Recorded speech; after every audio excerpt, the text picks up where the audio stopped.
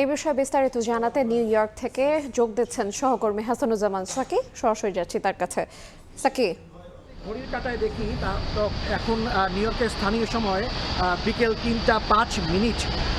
ঠিক এখন থেকে ৪ থেকে ৫ মিনিটের মধ্যে অন্তর্বর্তী সরকারের প্রধান উপদেষ্টা ডক্টর মোহাম্মদ ইউনূসকে বহনকারী যে এমিরেটস এয়ারলাইন্সের বাণিজ্যিক ফ্লাইটটি EK-201 সেটি কিন্তু অবতরণ করবে এই জন এফ কেনেডি আন্তর্জাতিক বিমানবন্দরের টার্মিনাল 4-এ এবং সেখানে ইতিমধ্যে যারা বাংলাদেশের রাষ্ট্রদূত রয়েছেন ওয়াশিংটনে বাংলাদেশের রাষ্ট্রদূত রয়েছেন তারেক মোহাম্মদ আরিফুল ইসলাম এবং সেই সঙ্গে জাতিসংঘের স্থায়ী প্রতিনিধি সালাউদ্দিন নোমান এবং নিউ ইয়র্কের consulate general Mozammel Haque Peter সহ ঊর্ধ্বতন কর্মকর্তারা তারা উপস্থিত রয়েছেন।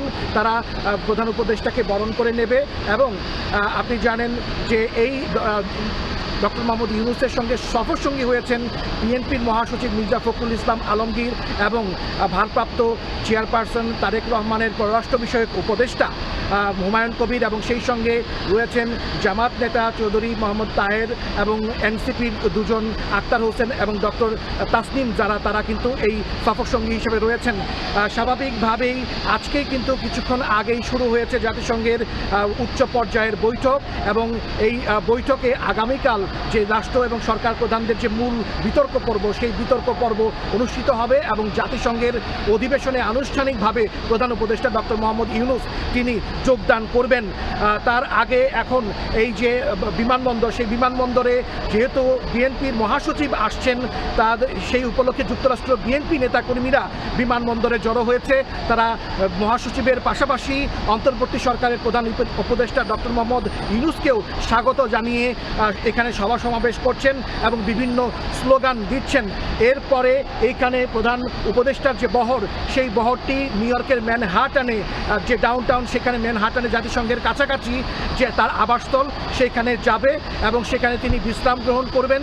আজকে তেমন কোনো কর্মসূচি নেই। কাল স্থানীয় সময় যে মঙ্গলবার সকাল 9টা থেকে বিতর্ক পর্ব সেই বিতর্ক পর্বে অংশগ্রহণ করবেন ডক্টর মোহাম্মদ ইউনূস এবং বিভিন্ন দেশের রাষ্ট্র এবং সরকার প্রধানরাও সেখানে অংশগ্রহণ করবেন। এই ছিল আমার কাছে সর্বশেষ। এখন ডক্টর মোহাম্মদ ইউনূস এবং সফর সঙ্গীরা কখন অবতরণ করেন তারই অপেক্ষা।